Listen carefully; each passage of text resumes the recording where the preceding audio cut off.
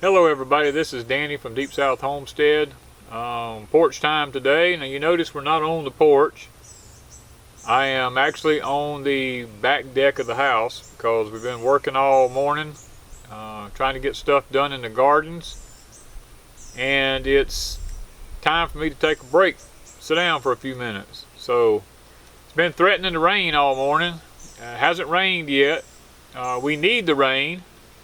It's actually been close to 2 weeks now since we've had any rain here, and we're already having to water on a daily basis because the ground is just dry. It's hard as concrete in a lot of places, and we've been picking English peas, trying to get them picked and trying to get ready to start doing some canning on them.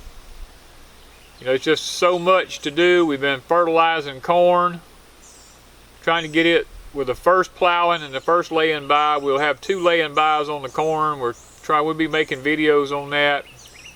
I'm trying to get all that done before any of this rain moves in here. The thing that we're facing is the heat and humidity have started coming in already. We're up into the mid 80s already today, and that's just too hot for English peas. You know, we're already realizing we probably should have got the English peas in 2 or 3 weeks earlier than what we did. But, I mean, it is what it is now. We're going to try to make the best of it as much as we can. But, you know, I don't know that I have a real subject for porch time today. It's more or less, I've learned that maybe I just need to chat just a little bit and cover more than just one subject, because I'm getting so many questions about so many different things, private messages and stuff, and it's hard to just pick one and talk about it. Now, we do have some videos coming up about English peas, the picking of English peas, how to know when they're ready, just a lot of different things about English peas is coming up. We're just now getting into the phases and the parts of getting the book ready to write on English peas, because we're getting enough pictures now to go in it since we have English peas up. So we're going to be trying to get that book put together. Don't exactly know when that'll be just yet, but we're hoping to have it done in the very near future. So that's one of the projects we have going on. We're steadily, as you can see over my shoulder right here, the whole bottom section right through here, this is all the way from there over to here is all sweet potatoes. You know, we've got probably right now rocking on close to 200 draws out right there, and that's not near enough for what we need for a year's supply here at Deep South Homestead. But what you're looking at up above it up here in this part of the garden, because there's a terrace in between them there, the top part up there is all Irish potatoes.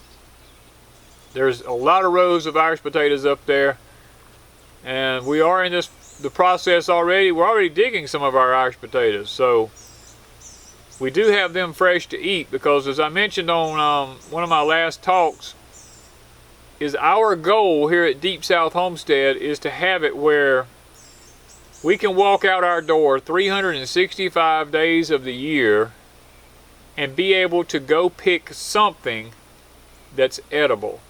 That's one of the reasons we're so heavily invested right now into permaculture. Now, we're doing permaculture on a large scale. We're not doing it on a small scale on 1 acre or a lot or something like this. We're doing permaculture on a 10-acre scale here, which gives you a lot more versatility, because things don't have to be quite so close together. We can do a larger landscape and actually put in more trees, more vegetables, and have a larger, a larger variety of food. Now, we're doing mostly perennials. Of course, the garden will still be some annuals in the garden, but we're steadily putting in more perennials into the landscape, more permanent trees, things like apples and peaches and plums and blueberries and huckleberries and tame blackberries, strawberries, raspberries, all the different, just apricots, persimmons. I mean, I could go on. We're investing heavily. Figs, muscadines, citrus trees. We're investing heavily in all of these things on our landscape here, just simply because we want to be able to have enough. The biggest issue is you can't just plant 1 or 2 trees of something and expect to have enough to survive on. Now, there are some things we only have 1 or 2 of, because I'm already, I'm getting closer to 60 years old. And right now, for me to go and invest heavily in a bunch of pecan trees is not going to be a wise move, because by the time they get ready to bear pecans, I may already be passed on. So I need to invest in things that will produce a lot quicker for me. Things like apples and peaches. And the way I do my trees is I air graft a lot of them. So therefore, when you air graft something, you don't have as long a period of time to wait before it actually begins to bear fruit. Now, I do have a couple of pecan trees on the property here that I've planted. I planted them probably 10 years ago, and they still aren't really bearing. So, that's one of the reasons we decided not to let pecan trees be one of the heavy producers for us, even though we do have a couple of them. Now, that's one of the things that I guess with all the events going on in the world today, we feel the need and the urgency to really up our game, because we feel a need to be even more self-sufficient now than we did, say, 2 months ago. Because there's so many things happening now that's so different than it was 2 months ago. I've been in contact and speaking with different ones about the situation going on over in North Korea, and I would be lying to you if I was to say it did not have me concerned. The only reason it has me concerned is because this kid over here running this country is got the people over there to believing that he is a god. I mean, if you study his family history, you would understand why they believe that. And in their eyes, he can do no wrong. So whatever decision he makes is going to be okay with a lot of those people.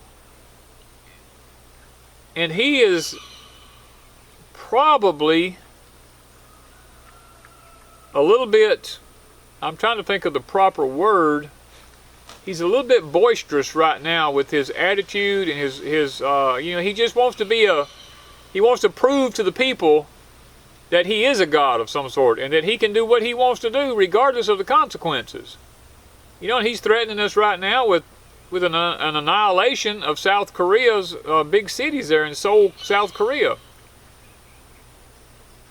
Will he do it? I don't know. There's a real good possibility that if something doesn't happen, he's going to do something. And one of the big issues right now is, does he have the capability to do an EMP strike on the United States? And a lot of people are freaking out because, North Korea does have a satellite up that orbits in our orbit in the lower heavens. That might be a problem. And they don't know exactly what it can and cannot do. So, and the truth of the matter is, I might as well just be honest about it, our power grid system is very fragile at this time. We have messed around and put some things into our power grid systems that we have to have from China. And a lot of these parts right now are on back order. So if something was to happen in the form of an EMP, they're saying that it could take anywhere from 10 to 24 months to be able to get some of these parts back into our grid system to get it back up and running. And if that was the case, that you know, and I hate to talk about this really, but in that scenario, if something like that, if it was to go to that point, which I'm not saying it will, but if it was, then they're predicting this now, and this is not me, this is their predictions, that 9 out of 10 U.S. citizens would die. And that's a little frightening, you know, to sit back and think about that. 9 out of 10. What that tells me is that there's even fewer people prepared than even I thought they were. You know, it is a little bit frightening to me to think about that. Not from my aspect, but from what it might cause to happen here in this world that we live in America. You know, and I've been watching here lately, when I'm around groups of people, how they're all sitting here with a cell phone, they're doing like this, and they're laughing and carrying on, talking about, and see, and I don't know the cell phone lingo, you know, but they're talking about, I just upgraded to the next 6, or I just upgraded to a 7, I bought into a plan that allows me to update whenever they have new phones come out, and all this kind of stuff, and man, I'm so excited. Look at, I didn't get the red one, or I didn't get the green one, or whatever the colors were, I don't even remember. But man, I sure want to get I want to get this color one, you know, and stuff like that. And then I sit and watch 1-year-olds taking their parents' phones and sitting there swiping through a phone. And you know what, I'm like, this is scary. When 1- and 2-year-old children sit down and take a cell phone, and they already can just pick up on it just like that. My friends, we're already in trouble to start with. And when you stop and think about your grandparents and my grandparents, most of them were born when there was no television. And at the best, they had the old dial TVs. Now, I remember the ones where you had to turn the dials to change the channel. You had to get up and go outside and turn an antenna if you wanted a certain channel. You know, and the telephones were party lines when they first came out. You know, you was on a party line and stuff like this. And when I see the advancement of technology, and I see how quickly we went from being self-sufficient like our grandparents were, and knowing how to raise vegetables and how to raise food to eat, and how to be able to survive on a piece of property, and a lot of them survived in the cities during the Great Depression, so it didn't necessarily have to do with living in the country. A lot of them did it in town by, if you go back and read the stories, how they would take a sling blade and cut the grass on the sides of the streets and take it home and lay it on tin roofs in the backyard and dry it for hay for the rabbits that they had in cages, so that they could feed them during the winter time and still have meat to eat. You know, so it wasn't just rural people. People in town had ways figured out. They had victory gardens inside the cities and stuff like this. Today, when I see people walking around with the phones, looking at them all the time, and the word sheeple is right, because we're just like sheep being led to a slaughter. That's exactly what's going to happen. If EMP happened, and these phones were not where people could look at them, or could not check up on somebody, could not call somebody at the next moment, couldn't get online, you know, they would go stark raving crazy. That's one reason you see Wanda and I do not have a cell phone. We have a track phone that is a paid card track phone that we use, and it is only for when we're on the highway and we have an emergency, we have to call for an assistance of a tow truck or something like that. That's the only reason we have it. We don't just get on our cell phone and just talk. It only has so many minutes and we don't use them. Simply because for this is the one reason why, is because when this happens, and it is going to happen at some point, I don't want to be one of those people that's so glued to a cell phone that it's going to freak me out when I don't have it. Now, if you have a cell phone and you use it responsibly, that's one thing. I had one for years when I ran my business, so I could order, I could make orders, I could do all this kind of stuff, I could keep up with the weather, so my construction crews, I'd know what was going on. That's okay. Not because I did it, it's just because it's just a good practice. A lot of people now on YouTube use cell phones to do their YouTube with because they cannot get signals where they're at for internet. They have no internet access. That's fine.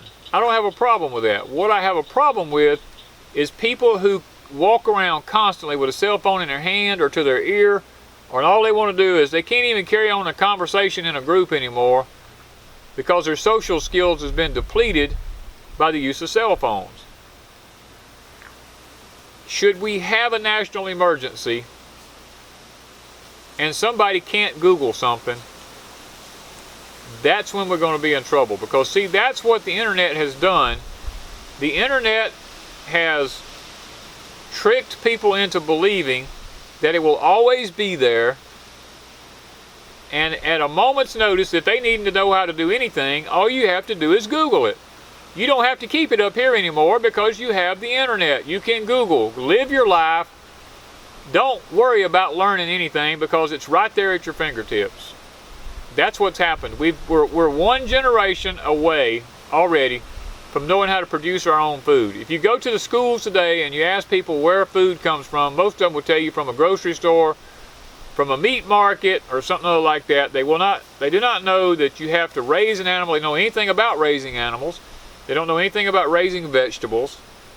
They've been trained and taught that all they have to do is go to college, get a high-paying job, and go and buy their food from a store, and they will be perfectly fine. It is not something that they need to know is how to raise it.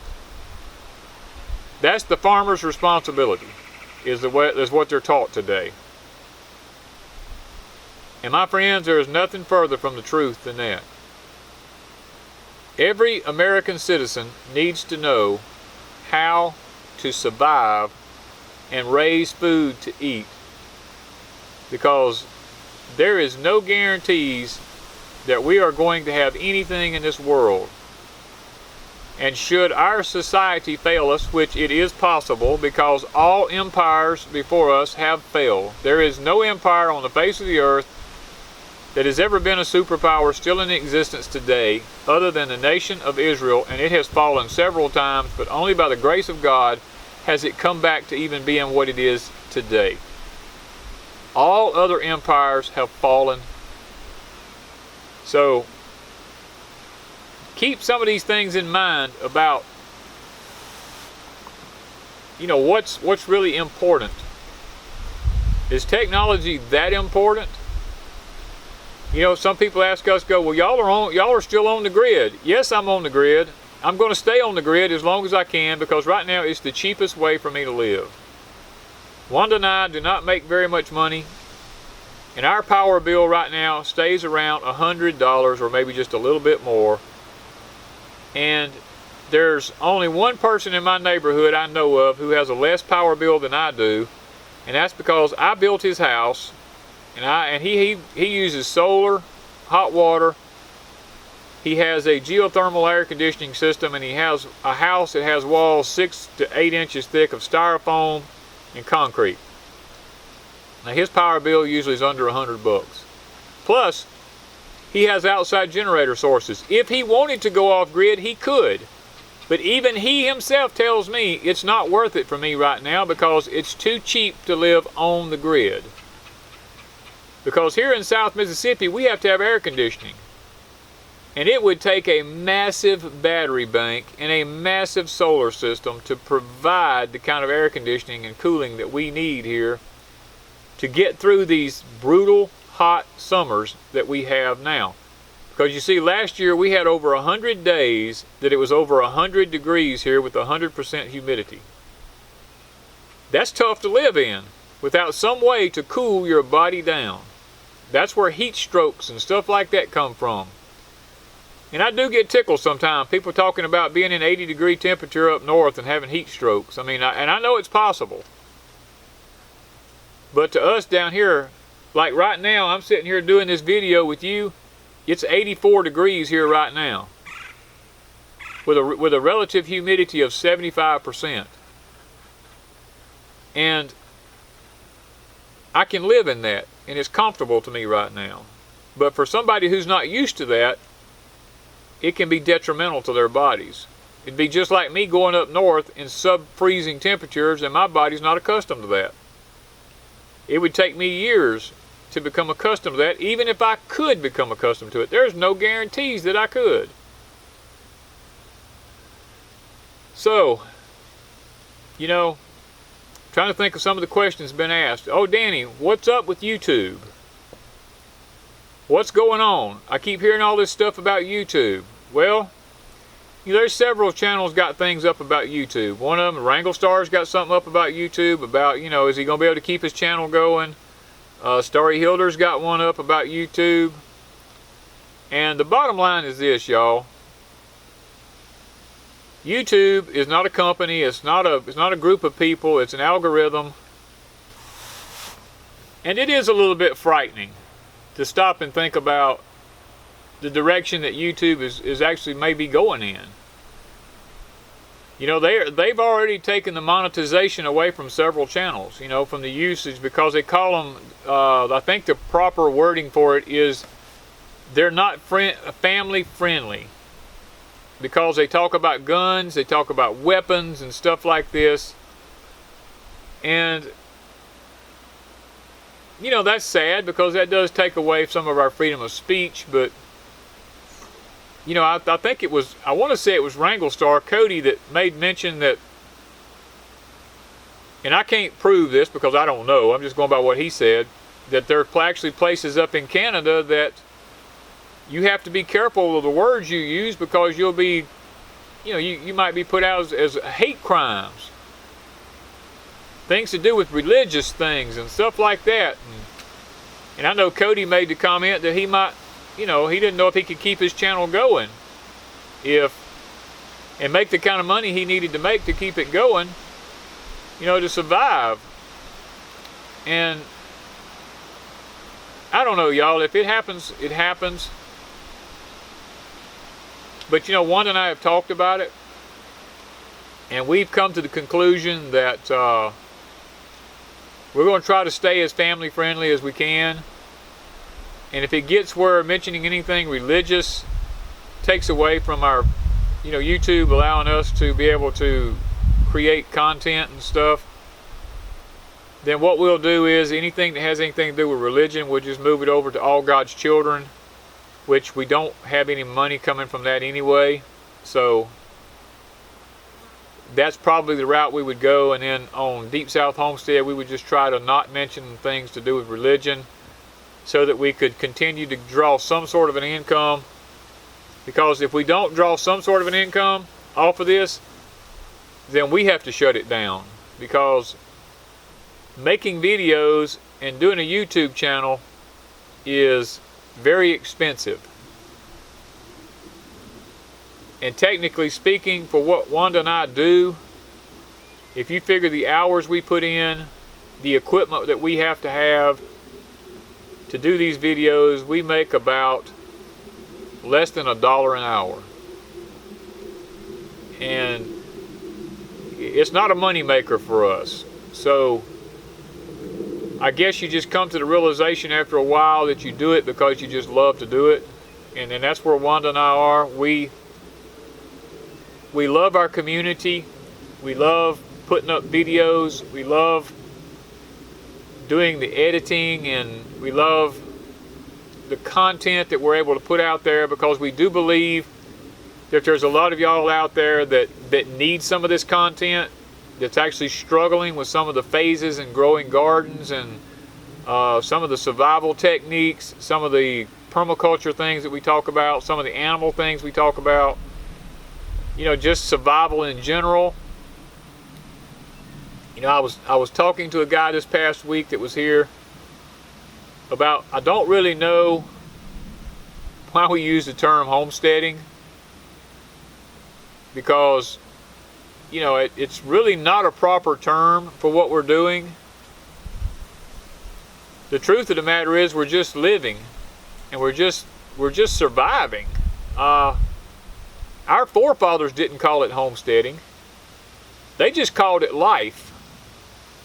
And I kind of like that. You know, I know we're Deep South Homestead, but the bottom line is, y'all, here at Deep South Homestead, we just live. And, you know, I made this comment here a while back. Somebody asked me, what did I do for a living? And I told them, I said, I live for a living.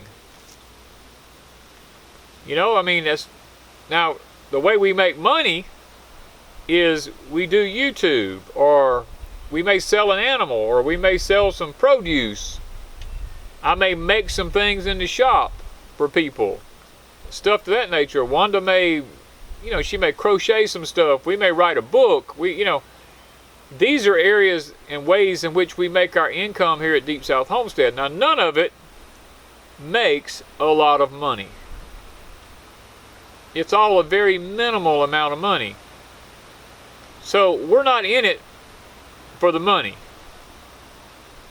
Wanda and I are in it, as I've mentioned many times before. It is a mission for us. It's a way of helping others. And that's what we get the most joy from, is being able to help other people. So, you know, and those are some of the questions that's been thrown out at me this past week. And yes, today is Monday when I'm making this video. For those of you who think I'm cheating you,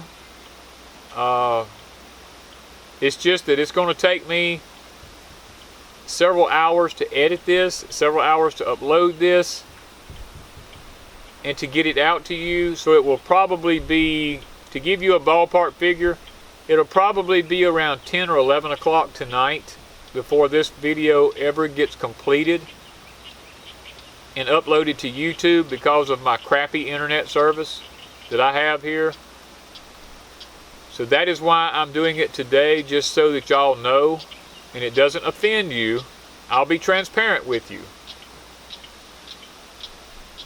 So, I guess I can't think of any other question right now. There's been some questions on the RV, you know, about what we plan on doing with the RV when we get through with it. We're not going to travel across country in it. That's not why we're doing it.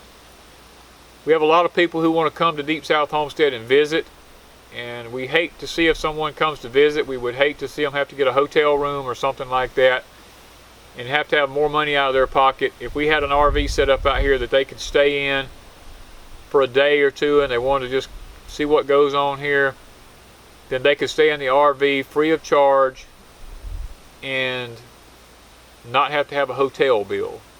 That's some of the reasons why we're doing it. And we may even, there's a lake that's a few miles from here. We might even would consider taking it to a lake and renting a spot there. So if someone come and wanted to spend a few days here, they could go back and forth to the lake and stay at the lake if they wanted to. There's a restaurant there and all where they could eat. And, you can fish. There's different things like that. We have those things in mind for down the road, because, you know, no more money than we have. It's going to take a considerable amount of time to make this RV come to fruition. And plus, it's a learning experience for us getting it ready. And I've been asked a lot of questions about, Danny, take into consideration the weight, top heavy and all that kind of stuff. Y'all have to realize I've taken out heavy gas refrigerators. There's not a gas refrigerator going back in it. It'll be a small, light electric refrigerator going back. I took out the central heating unit, which was heavy. It's not going back. I took all the gas lines out from under it. I took the huge propane tank out from under it. All that's not going back. I've taken out the hot water heater, which was heavy. That's not going back. I've taken out so much heavy stuff, double bunk beds in it that probably weighed 100-something pounds apiece. They're not going back in it. I mean, we've completely redesigned the inside of this thing so that it will probably weigh somewhere in the area of 800 pounds lighter than it did when I started, because of the material we're choosing to put back in it. Now, the framework in it will be heavier, but the appliances and stuff that we put back in it will be so efficient they do not weigh anything hardly.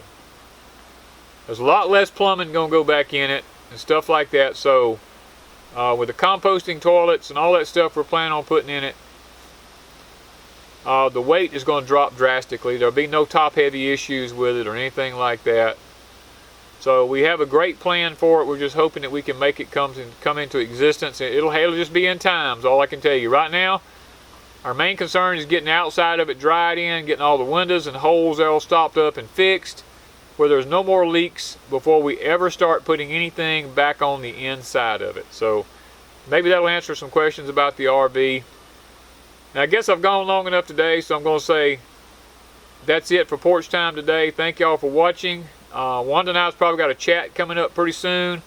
Wanting to thank y'all for all the cards and letters that Wanda has been getting. Some of the gifts that she's gotten. We want to say thank you in the video coming up. That will be happening hopefully one day this week. So with that, I'm going to say goodbye and thank y'all for watching Porch Time today. Thank you from Deep South Homestead.